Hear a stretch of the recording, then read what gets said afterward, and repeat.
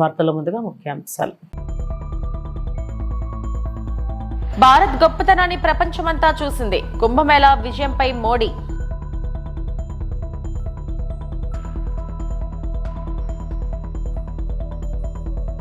AP assembly ఆవరణలో ఎమ్మెల్యేలు ఎమ్మెల్సీలకు photo session.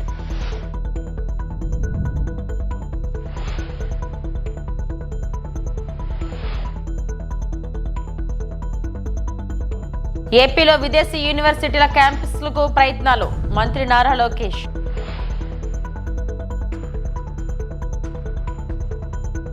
Prayagraj లో 2025 మహాకుంభోత్సవం విజయవంతం కావడాన్ని ప్రశంసిస్తూ ప్రధానమంత్రి నరేంద్ర మోడీ మంగళవారం లోక్సభలో ప్రసంగించారు.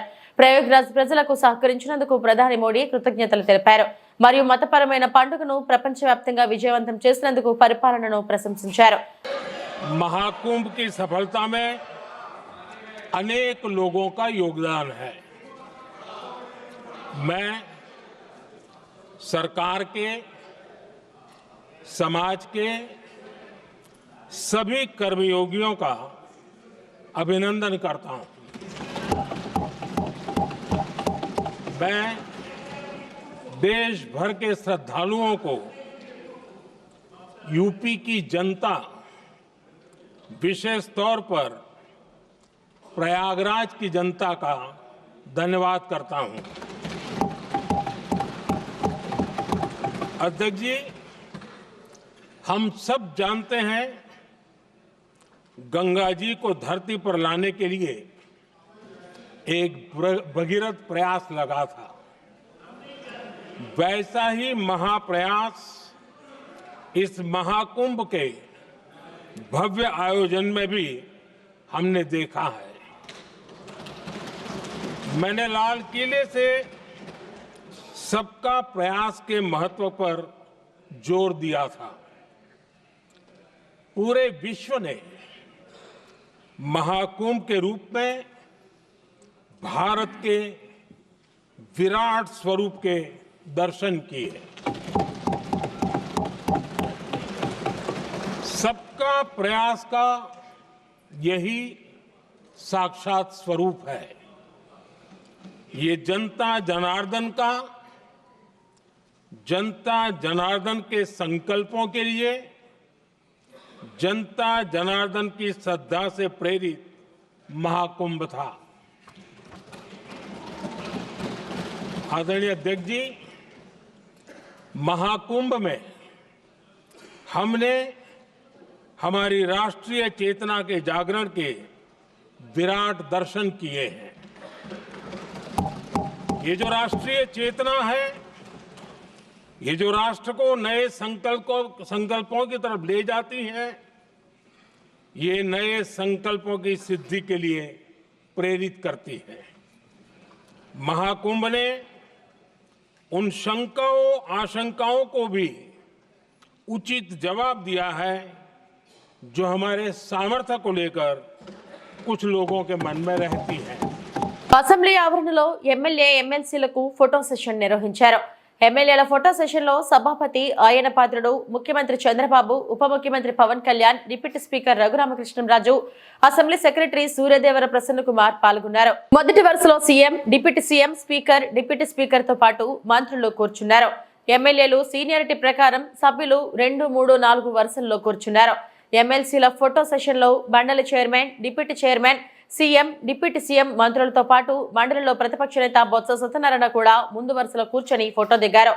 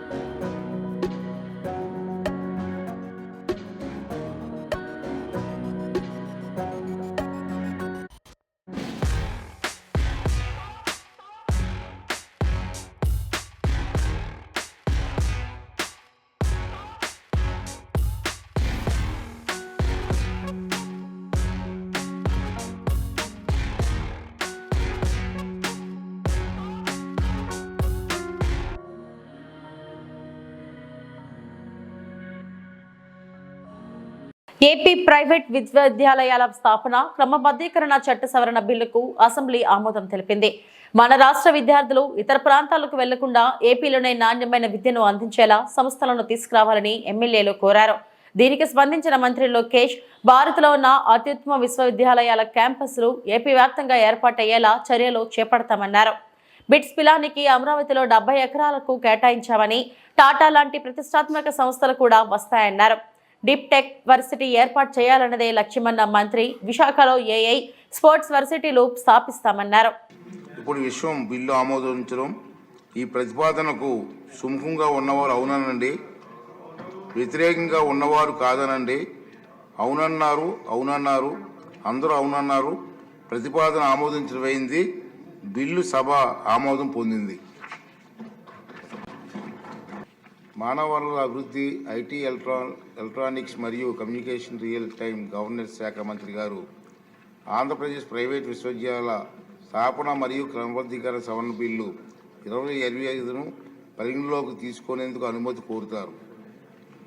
అధ్యక్ష, I move that the Andhra Pradesh Private Universities Establishment and Regulation Amendment Bill 2025 be taken into consideration.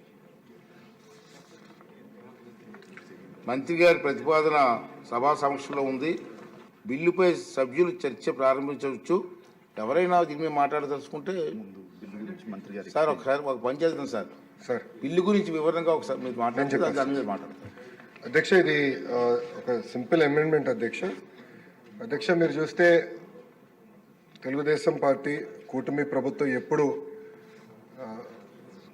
విద్యకి పెద్ద ప్రాధాన్యత ఇస్తాం జరుగుతుంది అధ్యక్ష. ప్రధానంగా ఉన్నత విద్యకి ఎక్కువ ప్రాధాన్యత ఇవ్వడం జరిగింది.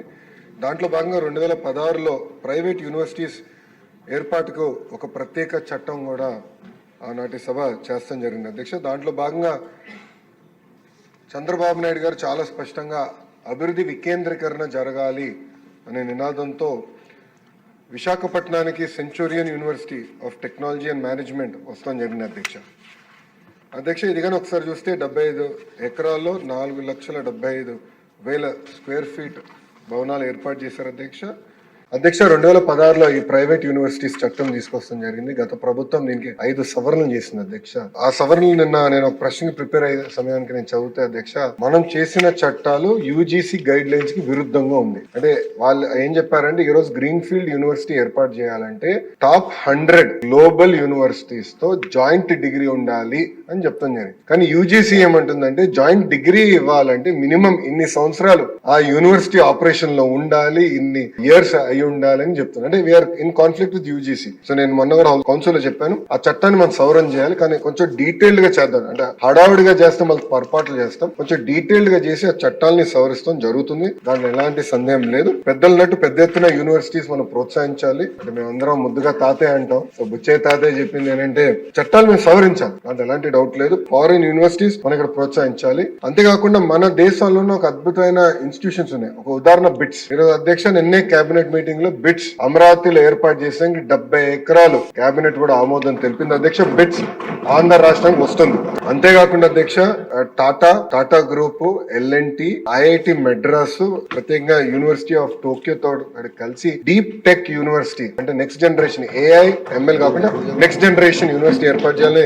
ఇది పర్సనల్ గా గౌరవ ముఖ్యమంత్రి గారు లీడ్ చేస్తున్నారు. ఇది ప్యాషన్ ప్రాజెక్ట్ గా లీడ్ చేస్తున్నారు. ఇది నేను బలంగా నమ్మేది. మొత్తం ఎకో సిస్టమ్ ని రెవల్యూషనైజ్ చేసి యూనివర్సిటీ అది కూడా తీసుకొస్తాను అధ్యక్ష. నేను పర్సనల్ తీసుకుని ఒక ఏఐ యూనివర్సిటీ విశాఖపట్నంలో ఏర్పాటు చేయాలని లక్ష్యంతో ఉన్నాం. అదేవిధంగా ఒక స్పోర్ట్స్ యూనివర్సిటీ కూడా చేయాలని అధ్యక్ష. ఇది ఇప్పటివరకు ఉంది. ఇంతేకాకుండా ఎకనామిక్ డెవలప్మెంట్ బోర్డు తో కూడా అనేక యూనివర్సిటీస్ ఆల్రెడీ చర్చల్లో ఉన్నాయి. ఒకటి యూనివర్సిటీ ఆఫ్ టోక్యో కూడా చర్చలో ఉంది. ఏఎంఏ యూనివర్సిటీ ఫిలిపీన్స్ నుంచి కూడా చర్చలో ఉంది అధ్యక్ష. ఇంతేకాకుండా ఇతర యూనివర్సిటీలు కూడా వాళ్ళందరూ వచ్చి కలుస్తా అంటున్నారు. సో ఈ సెషన్ అయిన తర్వాత వాళ్ళందరితో మీటింగ్ పెట్టుకుని పెద్ద ఎత్తున ప్రైవేట్ రంగంలో కేవలం ఇంటర్నేషనల్ యూనివర్సిటీ కాదు, భారతదేశంలో ఉన్న టాప్ యూనివర్సిటీస్ అందరినీ ఆంధ్ర రాష్ట్రానికి తీసుకొచ్చే విధంగా కేవలం అమరావతి విశాఖపట్నమే కాకుండా అన్ని ప్రాంతాలు, అంటే రాయలసీమకి వెళ్ళాలి, ఎవరు వెళ్ళాలి. ఇంకో పక్కన కొన్ని పార్లమెంట్లు మనం చూసేగల ప్రభుత్వ విశ్వవిద్యాలయాలు, ప్రైవేట్ విశ్వవిద్యాలయాలు. సో మంత్రి అయిన తర్వాత అది బ్యాలెన్స్ చేయాలన్న ఆలోచనలో అక్కడికి వాళ్ళకి అంటే కొంచెం ₹2 ఎక్కువ ఇన్సెంటివ్స్ ఇచ్చి అలాంటి ప్రాంతాలు కూడా తీసుకెళ్లి అన్ని ఏదైతే పార్లమెంట్ లోనే కనీసం ఒక్క యూనివర్సిటీ అనేది ఉండాలనే లక్ష్యంతో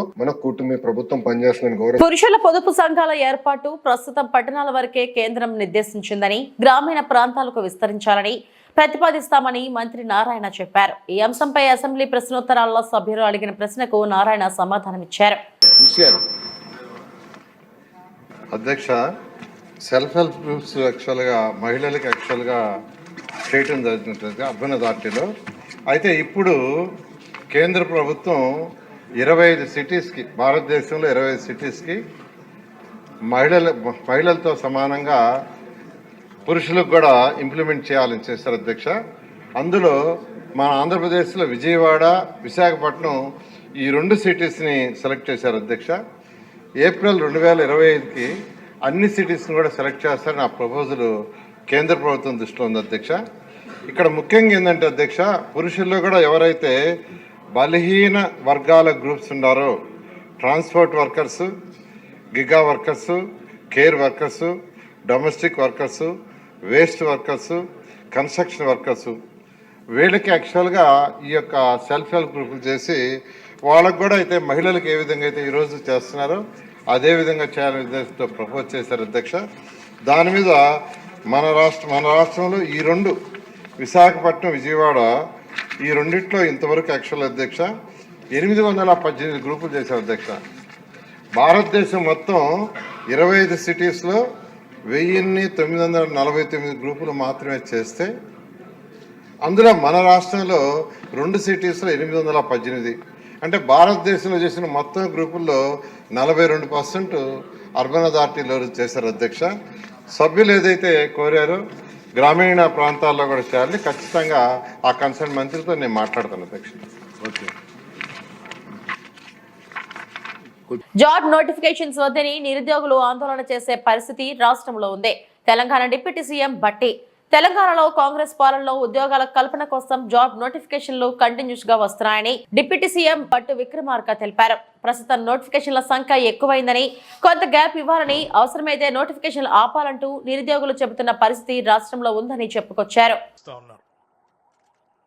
పబ్లిక్ సర్వీస్ కమిషన్ ప్రక్షాళన ద్వారా క్యాలెండర్తో ఎప్పుడు పరీక్షల నోటిఫికేషన్లు వస్తూనే ఉన్నాయి. అది ఏ స్థాయికి వెళ్ళిందనంటే, ఒకప్పుడు నోటిఫికేషన్లు కావాలని ధర్నాలు చేసే పరిస్థితి నుంచి నోటిఫికేషన్లు అన్నీ పెద్ద ఎత్తున వస్తూ ఉన్నాయి.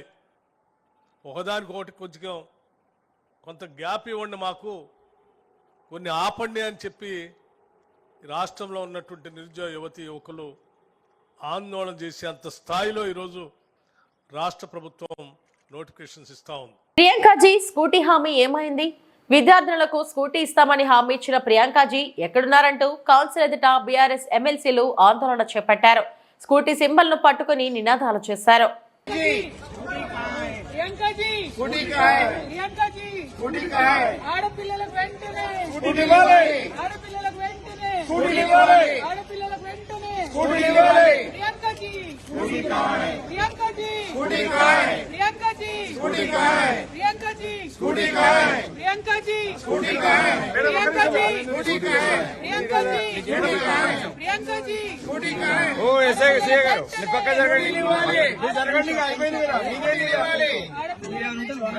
ఆడపిల్లలకు వెంటనే ఆడపిల్లలకు వెంటనే ఆడపిల్లలకు వెంటనే ప్రియాంకాజీ ప్రియాంకాజీ ప్రియాంకాజీ ప్రియాంకాజీ ఆడపిల్లలకు వెంటనే ఆడపిల్లలకు వెంటనే ఆడపిల్లలకు వెంటనే ఆడపిల్లలకు వెంటనే ప్రియాంకాజీ ప్రియాంకాజీ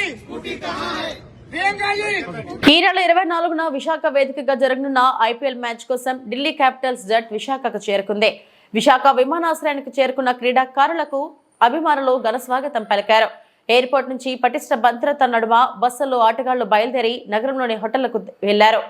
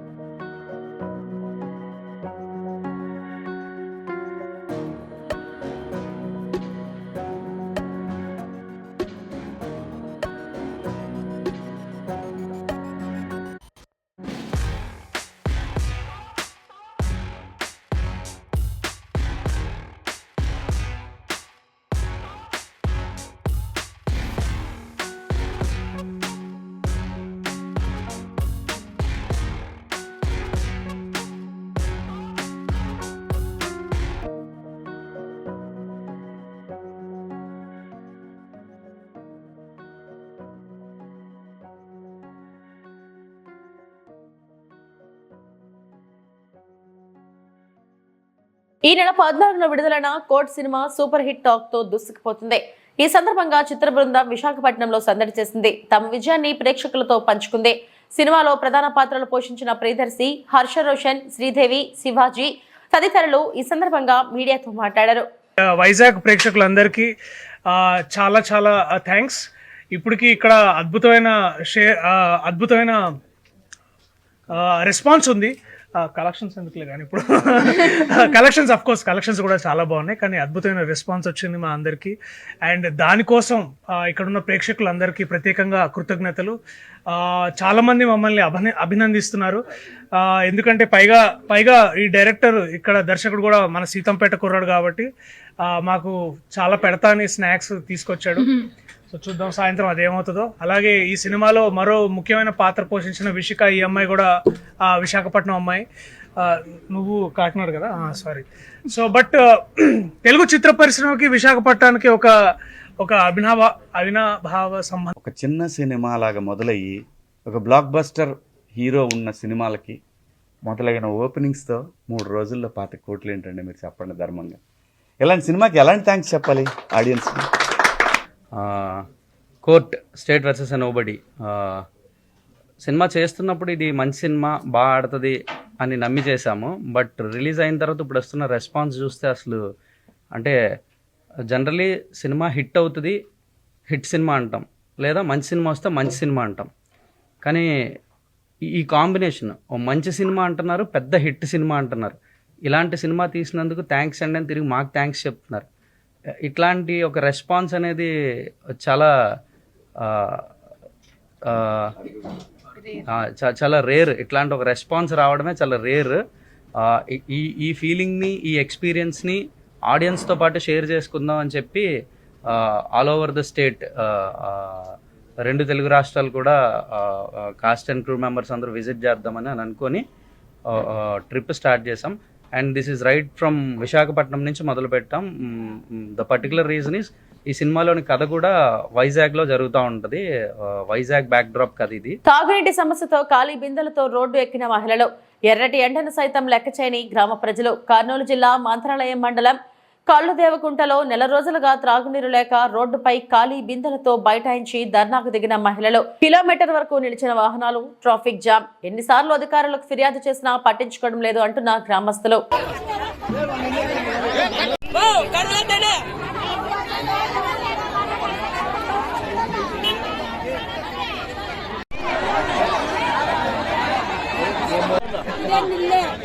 మొబైల్ ఉన్నారు, బండి వేసుకొని తెచ్చుకుంటారు. ఆడవాళ్ళు ఎక్కడ పోవాలా చెప్పండి. మాకు నెలాయ ఎవరు పట్టించుకోరు. మాకు నీళ్ళు కావాలో ధర్నా చేస్తారు. అందరూ అయిపోయారు, మాకు నీళ్ళు కావాలా.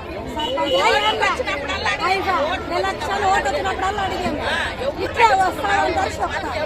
మనం ఏడు కావాలా, నీళ్ళు కావాలని చెప్తున్నాం. మా ఊరు నేడు సమస్య, అసలు నీళ్ళు లేవు. స్కూటర్లు కానీ ఏలూరుకు రాలేరు, చిరుగలదానికి రాలేరు, ఇప్పుడంబరుకు రాలేరు, ఎక్కడ రాలేరు. పోతే కొట్లాడతారు. మాకు నీళ్ళు లేవు కాబట్టి మేమందరం ధర్నా చేస్తాం. మాకు నీళ్ళు కావాలి తాగడానికి. నెల ఎవరు ఎవరు పట్టించుకుంటారు?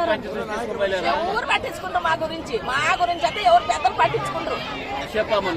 నీటి ఎద్దడితో గ్రామంలోకి దుప్పి సంచారం. స్పృహ కోల్పోయి పడిపోయిన దుప్పిని గ్రామస్తులు కాపాడిన ఘటన అన్నమయ్య జిల్లా పెనుగలూరు మండలం ఓబిలి గ్రామంలో నీటి కొరతతో అడవి జంతువులు గ్రామాల వైపు రానుండటం కలవరపాటుకు గురిచేస్తుంది. తాజాగా ఓబిలి గ్రామంలో ఒక దుప్పి తీవ్ర నీరసంతో స్పృహ కోల్పోయి పడిపోయింది. దీనిని గమనించిన గ్రామస్తులు వెంటనే దానికి నీళ్లు త్రాగించి శక్తి కల్పించారు.